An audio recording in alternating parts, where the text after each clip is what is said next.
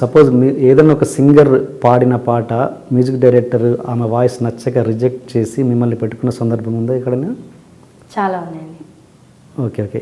ఏ పాట? సింగర్ పేరు చెప్పకండి. సింగర్ పేరు నేను చెప్పొద్దు. అదే నే తొలిసారి గారి పాట. ఏది ఆర్పి గారి సాంగ్ అది? Okay okay. ఆ సాంగ్ ఫస్ట్ నేను పాడాను, నాకు తీసి ఇంకొక సింగర్తో పాడిచ్చారు. ఆ తర్వాత మళ్ళీ ఆ సింగర్కి తీసి నన్ను నాదే పాడమన్నారు, నాదే ఉంచారనమాట సాంగ్. సో అల్టిమేట్లీ ఇన్లే కార్డ్ మీద ఎవరి పేరు వస్తుందో కూడా తెలియదండి. ఇప్పుడైతే అప్పుడు ఇంకా నయం, ఇంకొక సింగర్తో ట్రై చేసేవారేమో.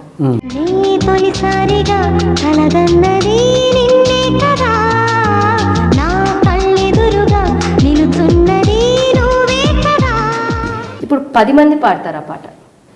10 మందిది ఉంచే ఛాన్సెస్ ఉన్నాయి. ఒక లైన్ ఒకరిది, ఇంకో లైన్ ఇంకోది, అలా కూడా ఉన్న ఛాన్సులు ఉన్నాయి. అలా ఒక సాంగ్లో ఉన్నాయి చాలా. ఒక సాంగ్లో 10 వాయిస్లా? 10 అంటే ఆబ్వియస్లీ 5 to 6 అయితే ఈజీ. కోరస్తో కలుపుకుని 10 డెఫినెట్లీ.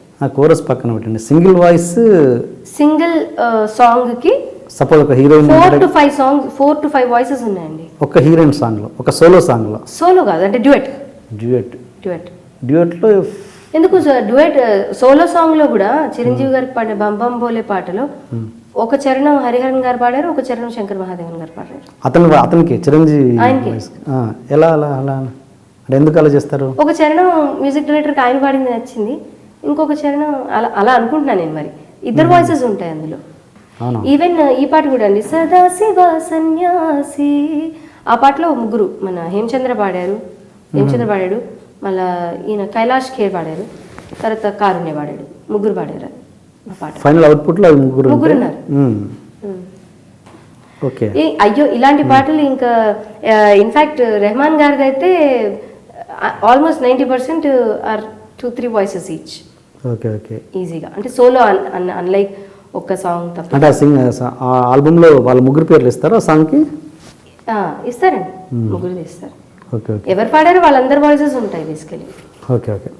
అలా మిమ్మల్ని తీసేసి మీరు రీప్లేస్ వేరే సింగర్ ద్వారా అయిన సందర్భం? అయ్యో బోల్డ్ సార్లు అండి. ఇప్పుడు మనకి పాట పాడాక ఉంటుందో లేదో కూడా తెలియదు మనకి.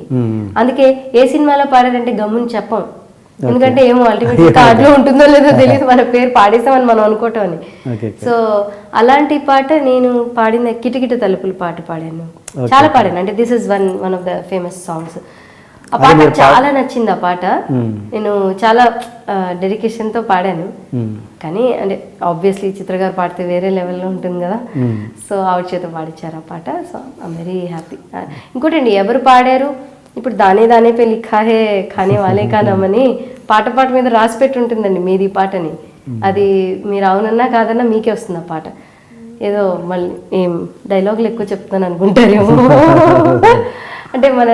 అంటే నసీబ్లో ఉంటే ఆ పాట వస్తుంది, లేకపోతే మనం ఎంత ట్రై చేసినా రాదు. So I believe in that.